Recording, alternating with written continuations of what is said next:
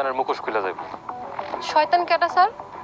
শয়তান রে শয়তান কইছি, বুঝলে বুঝপাতা, না বুঝলে। আসসালামাইকুম, আশা করি আপনারা সবাই ভালো আছেন। পরিবের লড়াইয়ের 69 নম্বর পর্ব কবে আসবে, কখন আসবে তা জানতে আমার এই ভিডিওটি না টেনে শেষ পর্যন্ত দেখতে থাকুন। আর হ্যাঁ, আমার চ্যানেলটি যদি সাবস্ক্রাইব না করে থাকেন অবশ্যই আমার চ্যানেলটি সাবস্ক্রাইব করে নিন।